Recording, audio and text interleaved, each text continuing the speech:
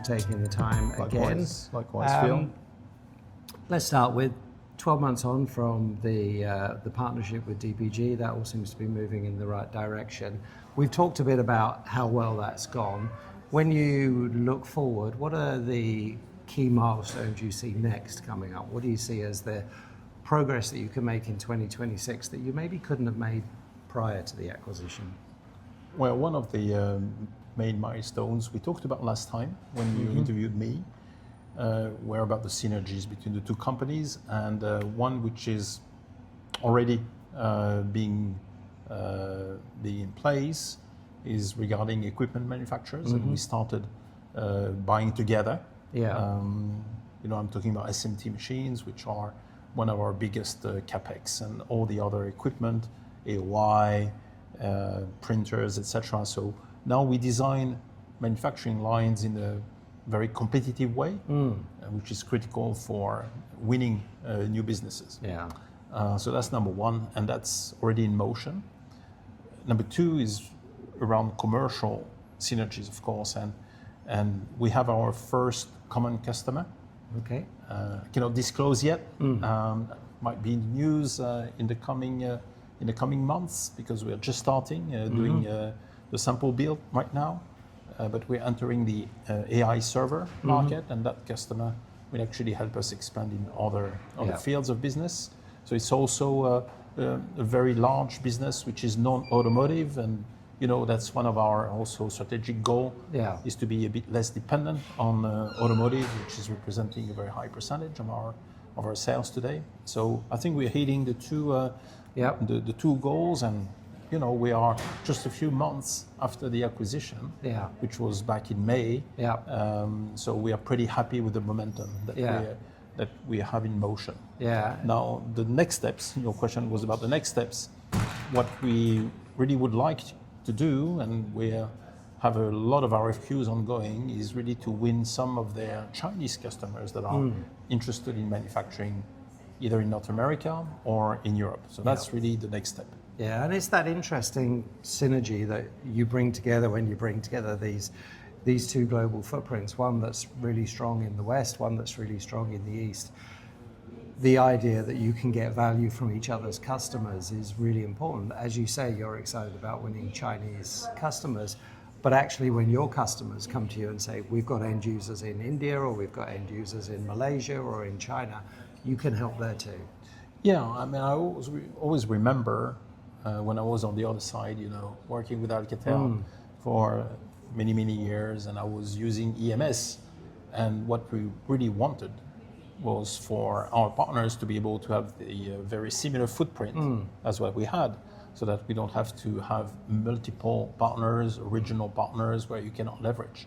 So now that's what we can offer. We can offer similar footprint, geographical footprint, to our larger customers. So that's really what we expect now, is not only to have common customers, but common large customers, be able to answer these very big requests for quotes. Companies that will subcontract $30, $40, $50 million or above annually in multiple locations.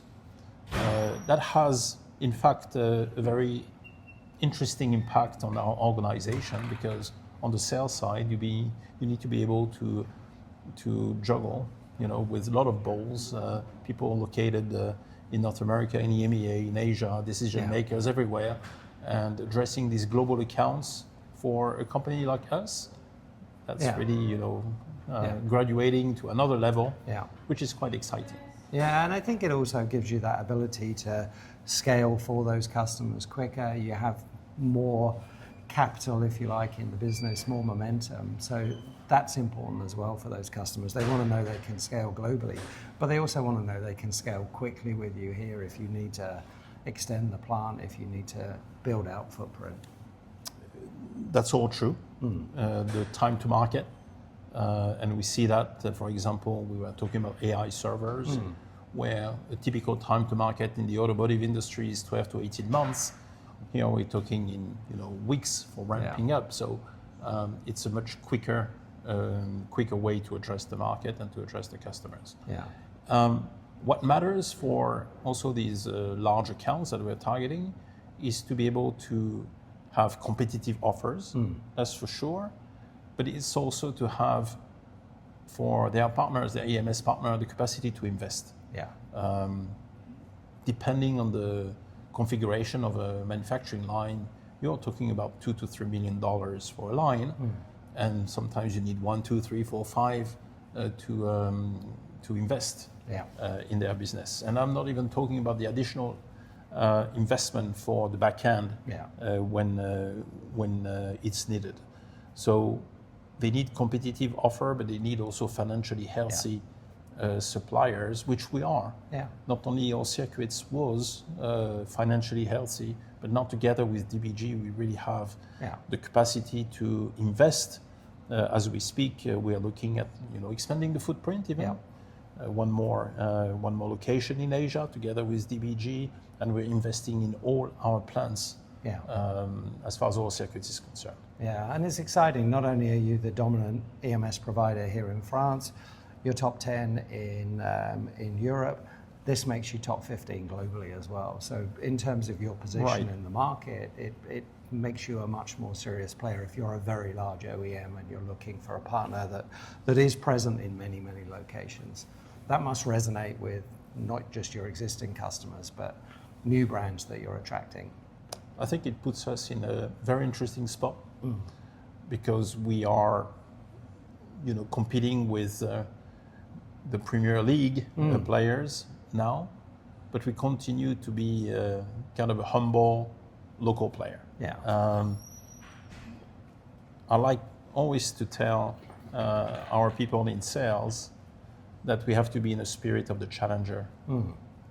There's always someone bigger, there's always someone that we are competing with, and we need to deliver the best service, the best prices to our customers. So I like the idea.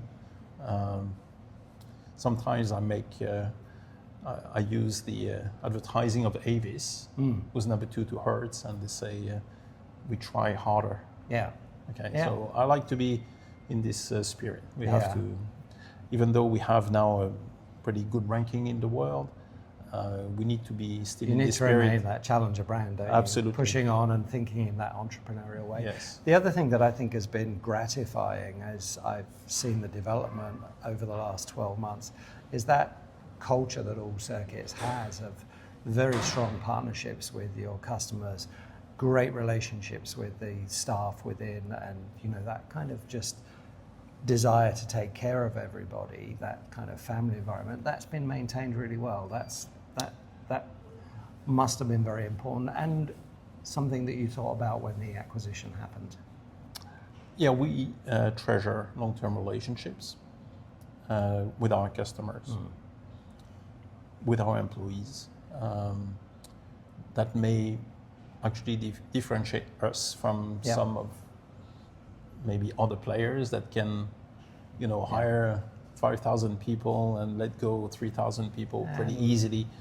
We don't do that. We build a long-term relationship. When we look at our portfolio, lots of our customers have been with us for decades. And we bring on new customers every year, but not tens of them. We bring selectively customers so that every customer that we bring in has to feel he's a VIP. Is treated as a VIP, not like a second grade or third grade customer. So we really want to be able to offer that customer relationship. It's that exceptional service that differentiates you from the crowd, and it's something, regardless of how large you grow, you need to maintain. Last question I wanted to ask, I know you're at CES this year, it's always fascinating to see all the products. 2 things, what product did you see that you'd most like to have at home? And second, what product did you see that you'd most like to manufacture? I didn't see that coming. Okay, do you want a robot at home? We have these humanoid. I was more impressed by the demonstration during the Chinese New Year with all these robots dancing with human beings, and it's both fascinating and a bit scary. Yeah. I would say, than what I've seen at the CES, because at the CES you see, you could see one of them, but to see like an army of dancers, and I use army with caution. Advisedly, yeah. Yeah, that's very impressive, and it's also clearly the next step for AI. Yeah. Because right now, in I would say the large public understanding of what AI is really responding to prompts. You ask questions, you get answers. But now with humanoids, they have to actually make decisions by themselves, and you have all the senses, listening, seeing, and they have touch and everything. So this is really the next step to more the general AI, and everybody's investing in there. I don't know if anyone is making money right now, but certainly there's a lot of investment. Certainly there's a lot of investment. There's not a lot of players in Europe. There used to be, but I don't know if that's going to come back. So can we manufacture that? That's a pretty tall order. But that's what actually impressed me most. Would I want this at home? I don't know. Maybe for the elderly. To take care of the elderly, those who are alone at home, and get some help. And some company. I think that's already something that is happening in Japan, for example, which is an aging country. Now, what would I like to manufacture? We've been discussing, and we do some design work for the smart glasses. And I'm not talking about manufacturing the full glasses, but manufacturing the electronics. And that's something which DVG is doing. That's something all circuits are doing also in terms of design work, and that's something I would like to see growing, because it's quite exciting.